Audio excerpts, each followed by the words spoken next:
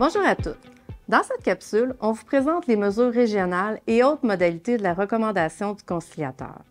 Évidemment, on vous résume le tout puisqu'on ne peut pas faire une présentation complète en quelques minutes. D'abord, pour la région de l'Abitibi-Témiscamingue et de l'Outaouais, qui connaissent une sérieuse pénurie de professionnels en soins, la recommandation du conciliateur prévoit des sommes d'argent pour mettre en place des mesures pérennes d'attraction et de rétention du personnel. En Abitibi-Témiscamingue, un montant de 3 millions de dollars par année serait octroyé, et dans l'Outaouais, c'est 1 million de dollars par année qui s'ajoutera à l'enveloppe déjà prévue pour cette région au statut particulier. Dans le Grand Nord du Québec, la pénurie de main-d'œuvre se fait profondément sentir.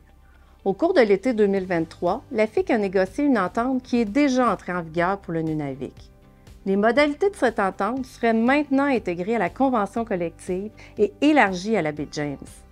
Ces modalités sont une bonification des primes de rétention et d'attraction pour la catégorie 1, l'octroi d'un congé sans solde pour œuvrer dans un établissement nordique, sans obligation d'obtenir l'accord de l'employeur, et un aménagement du temps de travail permettant d'obtenir une 5e et une 6e sortie. La recommandation du conciliateur prévoit une prime de formation et d'orientation pour les inhalothérapeutes.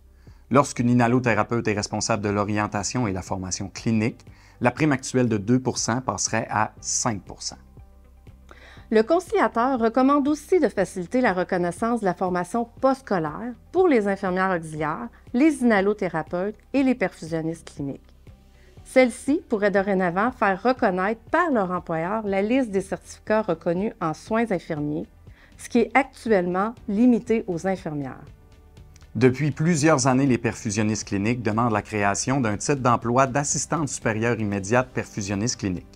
La recommandation du conciliateur prévoit la création de ce titre d'emploi qui serait intégré au rangement 25.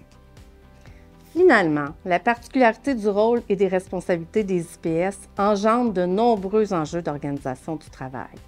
Pour cette raison, la recommandation du conciliateur prévoit d'octroyer au Comité national le mandat d'évaluer leurs tâches et l'organisation de leur travail ainsi que les spécificités de leur situation.